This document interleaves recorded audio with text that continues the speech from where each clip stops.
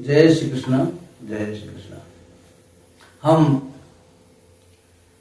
अष्टम स्कंद में भगवान वामन की कथा सुनने जा रहे हैं। जब राजा बलि की सेना ने स्वर्ग पर अधिकार जमा लिया तो सारे देवता लोग, इंद्र वगैरह वेश बना करके वहां से भगे। अब इस बात से देवताओं की जो माता है अदिति, उनको बहुत ही कष्ट हुआ। ये माता का होता भी है। माता के सामने अगर पुत्र जो कष्ट मिलाता तो माता को ग्लानि और दुख तो होना ही एकदम अवश्य संभव है। तो एक बार बहुत दिनों की समाधि तपस्या के बाद कश्यप जी अदिति के आश्रम पर आए। अब वहां देख रहे हैं कि कोई इस तरह की कोई न तो घर की सजावट है, न कोई उत्साह भरा माहौल है। अब आए तो अदिति ने उनका सत्कार किया। पूछी देवी क्या है, क्या ब्राह्मणों पर कोई आपत्ति आई है क्या, अथवा आप परिवार के पालन में आप व्यग्र रहते हुए आप जो है अग्नि में कोई हविष्य नहीं डाल पाए, अथवा आपके दरवाजे से जो है अतिथि जो है बिना सत्कार पाए, बिना जल पाए जो वापस हो गए।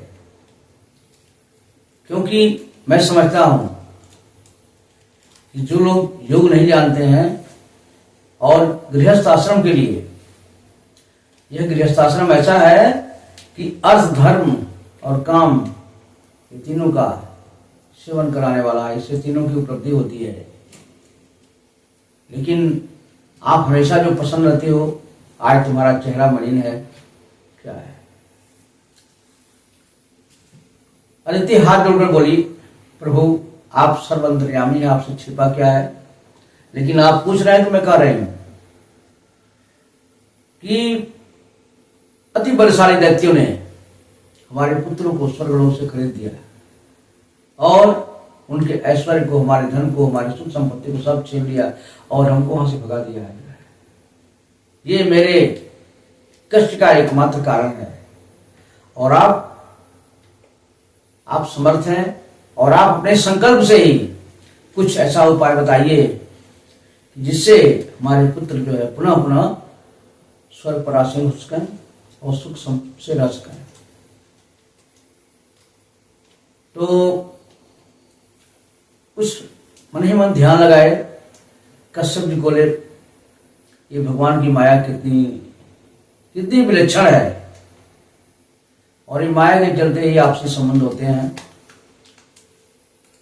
और कह रही हो वो जो साक्षात नारायण भगवान विष्णु जी हैं, उनकी आराधना करने से, उनकी सेवा करने से, उनकी पूजा करने से आपका कुछ हित जो हो सकता है। तो मेरी विचार है कि आप उन्हीं नारायण का जो है स्मरण करो। अदिति बोली, प्रभु कैसे करूं? वो बताओ, हमें उपाय बताइए कि जिससे जो है हमारे नारायण भगवान जी प्रसन्न हो जाए और हमारी कामना पूरी हो जाए। तो कहे देखो, जब हम पुत्र पैदा करना चाहते थे तो उस समय ब्रह्मा जी ने भी हमसे ये व्रत कहा था और मैं उसका पालन किया तो बहुत सारे सत्पुत्रों को पैदा करने में सक्षम हुआ। वो है व्रत, नाम है पयोव्रत। और पयोव्रत क्या है, कैसे करना है? मात्र 12 दिन के लिए।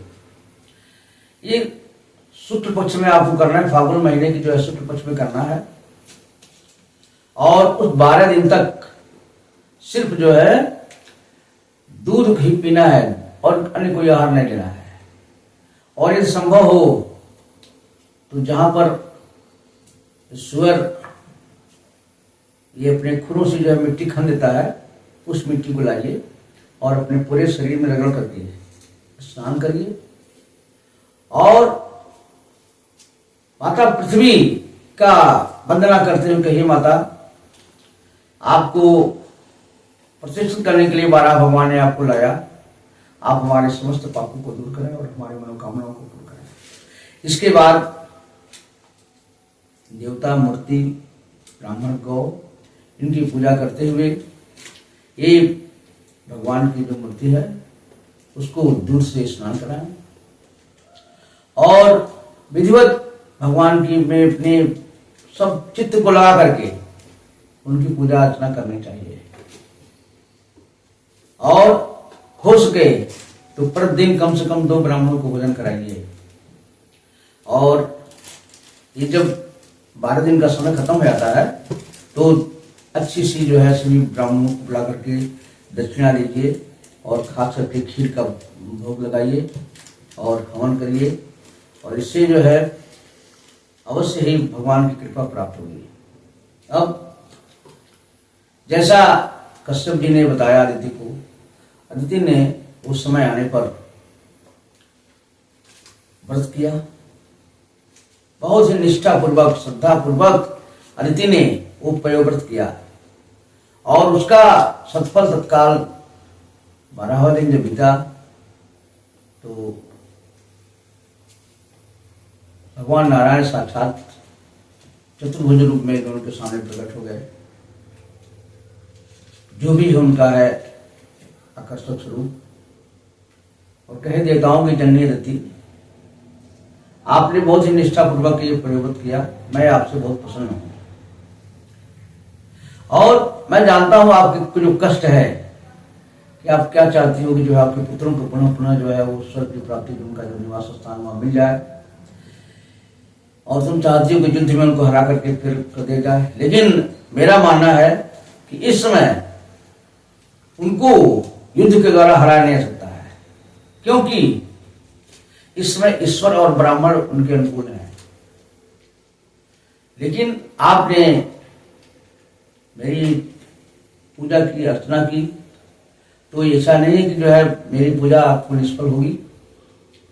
मैं इसके लिए कुछ उपाय करूंगा और करना यह है कि मैं कश्यप जी के वीर में आंशिक रूप से मैं प्रवेश करूंगा और मैं आपका एक बालक बन करके आऊंगा और फिर सारे देवताओं की समस्याओं का समाधान करूंगा और आप कश्यप में मेरे स्वरूप का ध्यान करते हुए आप उनका सेवा करिए और आपकी मनोकामना पूर्ण। इसके बाद इतना कहते ही जो है भगवान वहां से अंतर ध्यान हो गए। अब कुछ ही दिनों में कश्यप जी को यह महसूस हुआ कि वो सर्वेश्वर भगवान नारायण हमारे शरीर में प्रविष्ट कर चुके हैं। तो उन्होंने एक शुभ मुहूर्त में वर्षों से संचित की हुई अपनी शक्ति, अपने वीर का आधान अदिति में किया और जब ब्रह्मा जी को ये पता चला कि भगवान यहाँ पर आने वाले हैं तो आ गए और उस विधाता का अपने मधुर वाणी से उन्होंने जो है प्रार्थना किया, भगवान को प्रसन्न किया और पुनः भगवान वामन के जन्म की कथा अगले वीडियो में होगी। जय श्री कृष्ण, जय श्री कृष्ण।